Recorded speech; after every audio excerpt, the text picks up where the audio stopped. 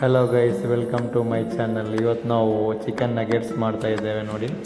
Chicken ನಗೆಟ್ಸಿಗೆ ನಾವು ಅರ್ಧ kg boneless chicken ತಗೊಂಡಿದ್ದೇವೆ. ಅದನ್ನು ಮಿಕ್ಸಿ ಜಾರಿಗೆ ಹಾಕ್ತೇವೆ. ಆಮೇಲೆ ಅದಕ್ಕೆ ಸ್ವಲ್ಪ ಬ್ಲ್ಯಾಕ್ ಪೆಪ್ಪರ್ ಹಾಕ್ತೇವೆ ನೋಡಿ. ಆಮೇಲೆ ಸ್ವಲ್ಪ ಸಾಲ್ಟ್, ಪೌಡರ್ ಸಾಲ್ಟ್ ಬರುತ್ತಲ್ಲ, ಸ್ವಲ್ಪ ಪೌಡರ್ ಸಾಲ್ಟ್ ತಗೊಳ್ತಾ ಇದೆ ನೋಡಿ. ಇದನ್ನು ಸ್ವಲ್ಪ ಆಗಿ ನಾವು ಮಿಕ್ಸಿ ಜಾರಲ್ಲಿ ಚೆನ್ನಾಗಿ ರುಬ್ಬಿ ತಗೊಳ್ಬೇಕು.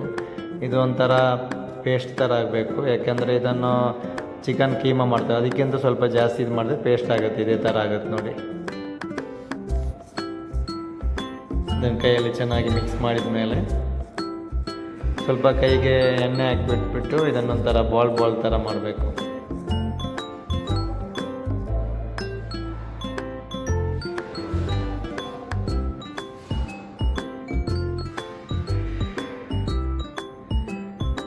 ಇದೇ ಥರ ಸ್ಲೋ ಆಗಿ ಸ್ವಲ್ಪ ಬಾಲ್ ಥರ ಮಾಡಿಡಿ.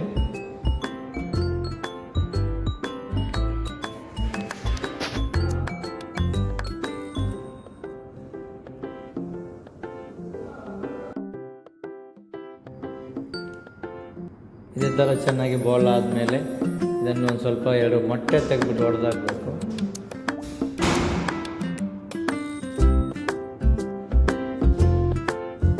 ಮೊಟ್ಟೆ ಹೊಡೆದಾಕ್ಬಿಟ್ಟು ಇದನ್ನು ಮೊಟ್ಟೆಯಲ್ಲಿ ಸ್ವಲ್ಪ ಮಿಕ್ಸ್ ಮಾಡಿಬಿಟ್ಟು ಬ್ರೆಡ್ ಕ್ರಮ್ಸ್ ಇದೆಯಲ್ಲ, ಬ್ರೆಡ್ ಕ್ರಮ್ಸಲ್ಲಿ ನಾವು ಅದನ್ನು ಡೀಪ್ ಮಾಡಿಬಿಟ್ಟು ಕೈಯಲ್ಲಿ ಸ್ವಲ್ಪ ನಗೆಟ್ಸ್ ಶೇಪಿಗೆ ತರಬೇಕು. ಅದನ್ನು ನಗೆಟ್ಸ್ ಯಾವ ಥರ ಇರುತ್ತೆ ಆ ಶೇಪಿಗೆ ತರಬೇಕು.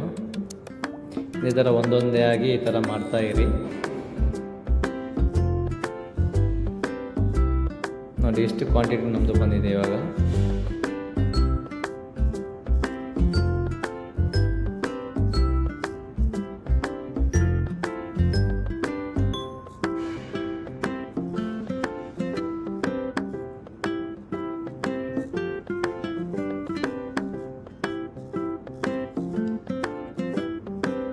ನೋಡಿ ಯಾವ ಥರ ಇದೆ ನೋಡಿ. ಇಷ್ಟೊಂದು ನಾನು ಶೇಪ್ ಮಾಡಿಟ್ಟಿದ್ದೇನೆ ಪ್ಲೇಟಲ್ಲಿ. ಚೆನ್ನಾಗಿ ಶೇಪ್ ಮಾಡಬೇಕು. ಅದನ್ನು ನಗೆಟ್ ಶೇಪಲ್ಲಿ ಮಾಡಿದರೆ ನಮಗೆ ನೋಡಲಿಕ್ಕೆ ಚೆನ್ನಾಗಿರುತ್ತೆ ಅದು.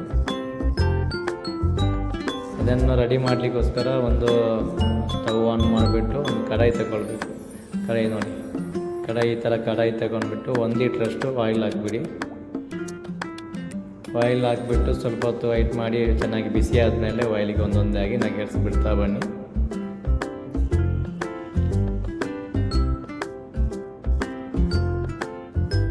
ಬಿಸಿ ಆಗುವಾಗ ಇದು ಆಯಿಲ್ ಇದೇ ಥರ ಬಿಡ್ತಾ ಬರುವಾಗ ಸ್ವಲ್ಪ ಸ್ಟವ್ ಸ್ಲೋ ಮಾಡಬೇಕು, ಇಲ್ಲಾಂದರೆ ಬ್ಲ್ಯಾಕ್ ಆಗಿಬಿಡುತ್ತೆ, ಚೆನ್ನಾಗಿ ಒಳಗಡೆ ಬೇಯಲ್ಲ. ಕರೆಕ್ಟಾಗಿ ಸ್ಟೋವಲ್ಲಿ ಕುಕ್ ಮಾಡ್ತಾ ಬಂದರೆ ಚೆನ್ನಾಗಿ ಬೇಯುತ್ತೆ ನೋಡಿ.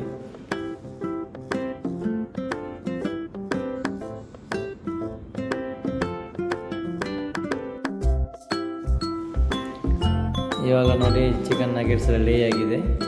ನೀವು ಇದನ್ನು ಸ್ವಲ್ಪ ಸಾಸಲ್ಲಿದೆಲ್ಲ ಟೊಮೆಟೊ ಸಾಸ್ ತಗೊಂಡ್ಬಿಟ್ಟು ಇದನ್ನು ಟೇಸ್ಟ್ ಮಾಡ್ಬೋದು, ಚೆನ್ನಾಗಿರುತ್ತೆ. ನೀವು ಸ್ನ್ಯಾಕ್ಸ್ಗೆ ಯೂಸ್ ಮಾಡ್ಬೋದು. ಇದೇ ಥರ ಫುಡ್ ವೀಡಿಯೋಗಳು ಬರ್ತಾ ಇರುತ್ತೆ.